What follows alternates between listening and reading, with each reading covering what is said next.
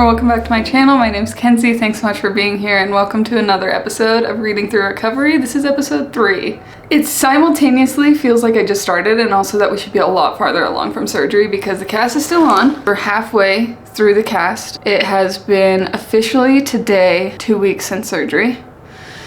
And I'm making a little adventure into the office with my friend and she is picking me up from my house. I have my knee scooter, I have all my pills, I have my crutches. I'm making my way into the office today, which feels like a big deal. I'm really nervous, if we're being honest with each other, because I have to depend on people in order to function. For example, I can't drive.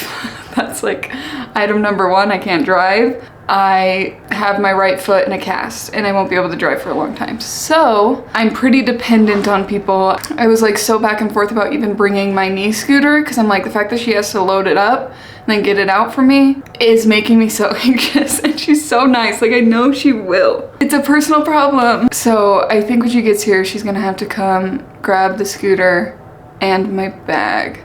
And then when we get there, she's gonna have to get out the scooter. It's okay. I think it's worth it because I'm gonna be in the office for a full day for the first time. I've got all the pain meds I need.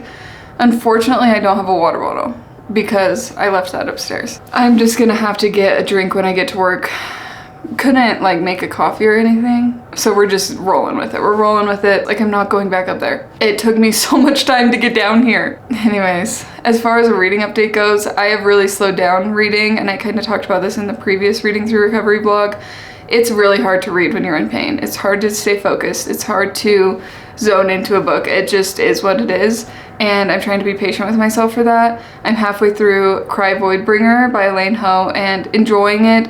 I have some hang-ups around it because it's harder for me to follow. It's heavy world building at the start. There's a lot of place names and political dynamics that I just don't have the mental capacity to fully grasp or wrap my mind around at this current point in time. I'm just like rolling with the characters at this point. I am much more interested in the character relationships at this point. It's like this setting where there are faceless, and faceless are essentially these people who have masks and tattoos on their face to like mark them, and then they don't have a real name except they do, so they only tell it to people they know and trust. And they're like basically the army or warriors, and they fight for the queen, and then the queen has an advisor who used to be faceless. She became the advisor because they're dating. But obviously there's some weird power dynamics and things going on behind the scenes. So the advisor, that's one POV. The other POV is this faceless that is watching over a young girl who is a godchild and she'll eventually get powers. And that young girl, the godchild, that's another POV. Then we have a POV of the faceless watching the younger girl. Are those all the POVs? I might be missing one, but those are the main people. When we get over here to the queen and the queen advisor and things like that, it gets very political and there's a lot of country names that I just don't know. They're at the front of the book in a map. It's a standalone fantasy and it just feels like a lot of information. Also, I'm on pain meds and I started this book on pain meds, so I could have missed things. So I'm just feeling sluggish throughout the book, which is unfortunate, but I'm enjoying it and I'm very curious to see where it goes. It's just, there's some things that make it harder for me to read, if that makes sense, but I'm gonna continue reading it. I got it on audiobook as well as ebook, and I have so many books stocked up that I'm like itching to read, and part of me wanted to pick it up. I'm restraining myself on that front, and I'll be excited to start a new book once I finish Voidbringer. That's the current reading update. I'm pretty nervous about getting into work and depending on people that aren't McCoy because I've become so dependent on McCoy and just asking for things. I don't know. I'm nervous. I'm gonna try to just ask for help when I need it and not feel overwhelming anxiety and guilt. It's Saturday and I ventured out of the house. We made it to Savers and I'm just gonna scoot around in there. It has a little space for me. And if it's too busy, we're just gonna turn right around. I'm not gonna spend a lot of time here, but I just have the itch and I need to leave the house. So it's one of those days. We're gonna go venture in. Wish me luck.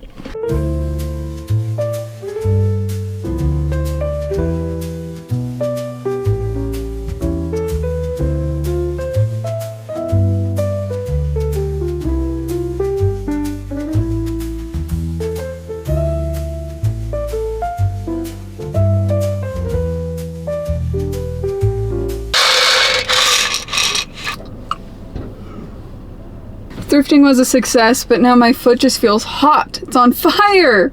And so I just took some more pain meds. Corey's going to get us some food. Let me show you what I got. First and foremost, I got Broken Country by Clare Leslie Hall. And one of my friends told me that I absolutely have to read this. She just recently finished it, and she was like, if it's not at the top of the TBR yet, make it such. And I said, say less, because I really love her book taste. She is a literary fiction girly, so excited to read that. And then I actually scoured the nonfiction section today, and I found The 100 Years' War in Palestine. This is one of those books that I've been really meaning to read. I actually found a bookmark in it, so it's from Under the Umbrella, which is a bookstore in Salt Lake City. This is one that I'll probably read more slowly, but definitely want to get to really soon.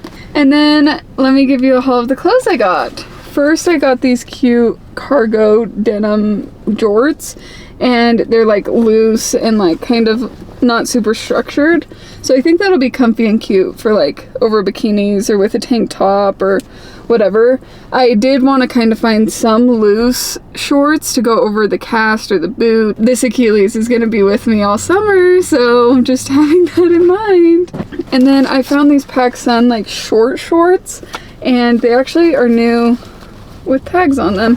I think the color is super cute. And some of the other tank tops I got, let me show you. I got this like animal print ruffled tank that I think would look so cute with these short shorts. I also feel like this kind of boho-y looking top would be really cute with those shorts. It has like this braided neckline. I was really in the market for shorts, so I got these red, they're a little shorter, looser shorts. They have these like cute little button detail that reminds me of the 2000s very much, so same with the buttons on the back. Okay, these are a bit of a hear me out. Okay, they're these capris. They're capris, and they're purple, and they kind of look like I could climb in them. That would be so perfect for bouldering if and when I'm able to do that again. But I feel like it has that little cinch.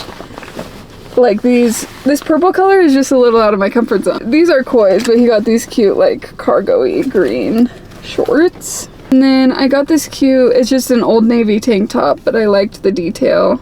I thought it'd be just simple and cute to have a tank top like that for the summer. This is also Koi's, but I'll probably steal it. It's just this t-shirt. And then finally, I really love like a collared zip up long sleeve situation. I think they're so cute. They remind me of my grandma a lot, actually. She used to always wear these, and I think they're so cute. This is like a really cute pattern. I don't know if you can see. And it has these little button pockets, and then it zips up, and I would wear it, I could wear it open with like a little tank or a tube top, or I could zip it all the way up and make it like its own little look. There's this thrifting haul. It feels so nice to get out of the house, but it's always exhausting. It takes it out of me so much. Good morning. It's 5 a.m. on Monday morning, and shocker to no one, I couldn't sleep again.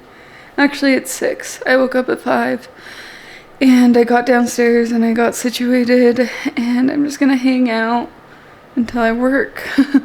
But yesterday I had a somewhat active day. I went to brunch with my friends, which was the first time that I had hung out with my friends outside of my house. Every time I go into public, I kind of feel an undertone of panic, and I feel like I could burst into tears at any moment.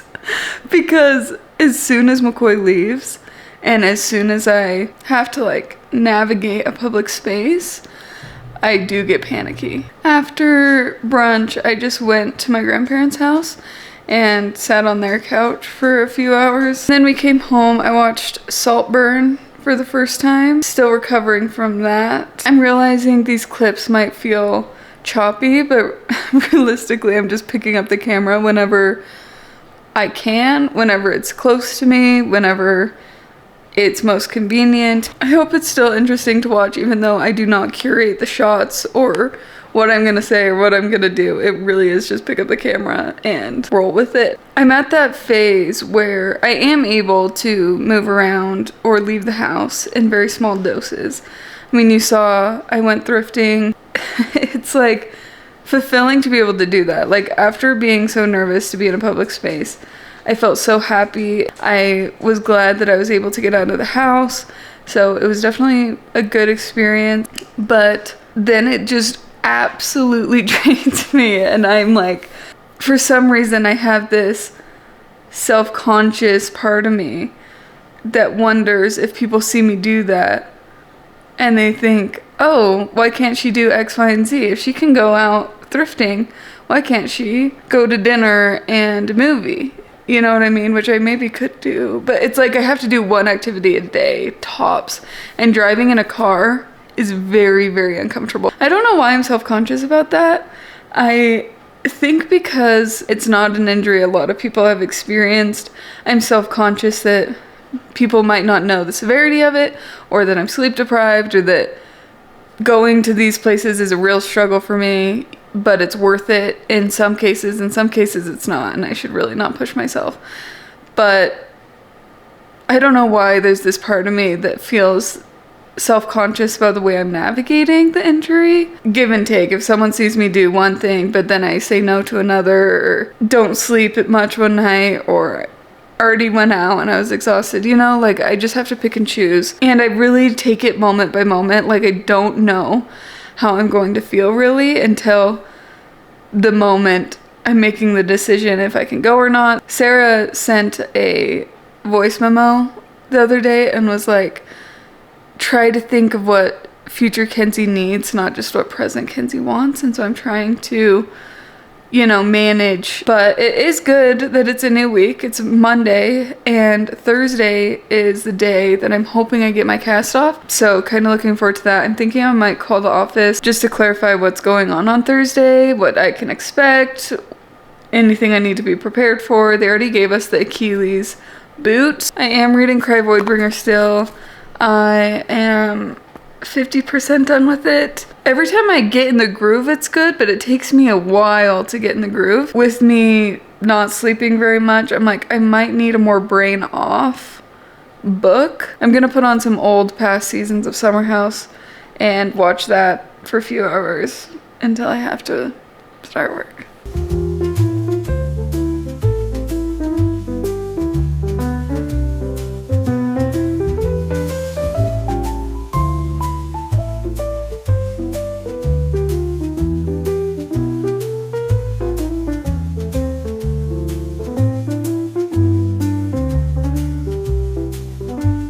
Trying to maneuver myself into frame on this knee scooter. You can't really see it, I guess, in this shot. Way too difficult. It has come time for me to make lunch. McCoy isn't here for lunch today, so he set out all the stuff for me. I have like 5 different pasta options. So I ended up going with farfalle, you know what I mean. I'm gonna put some pasta sauce on it. Call it lunch. I usually use crutches if I'm just going to the bathroom, but if I need my hands, that's where knee scooter comes into play. See, because now I can stir, but it has a very wide turn radius. So now to get back to you, I'm gonna have to go all the way around the table.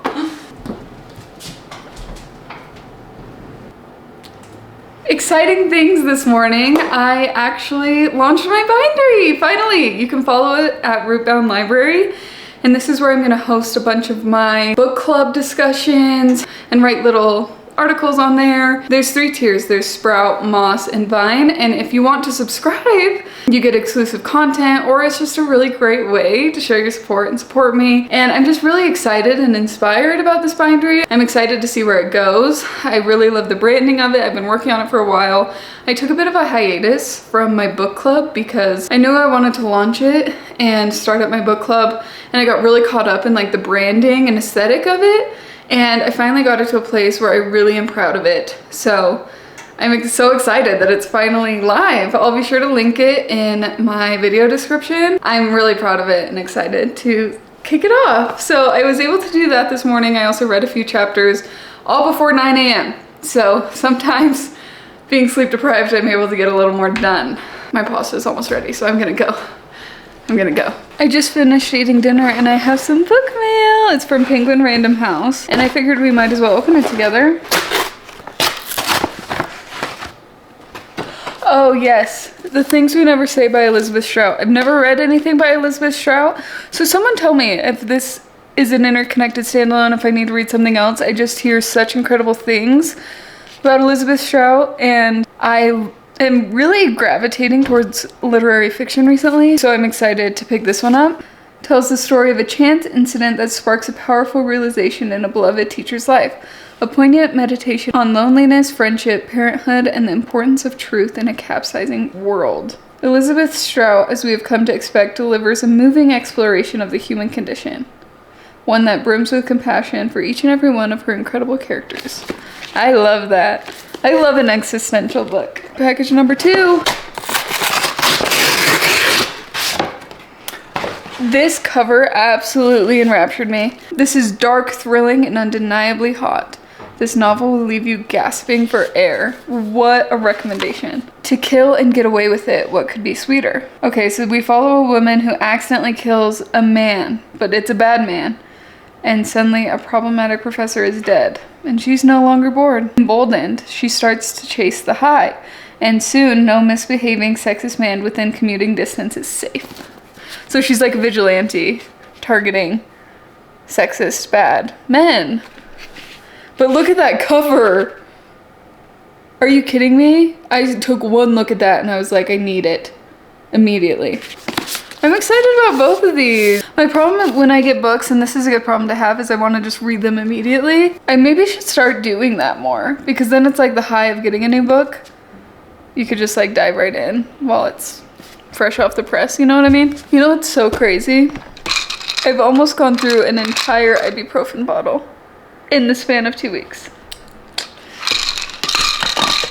That's so alarming. I've never done that before, I don't think. Like start to finish, we bought this new after our last ibuprofen ran out, and then now it's almost gone. So I also called the doctor's office to just see and check in what the appointment was on Thursday, but I forgot that I was up so early, so I ended up calling at like before 7 a.m.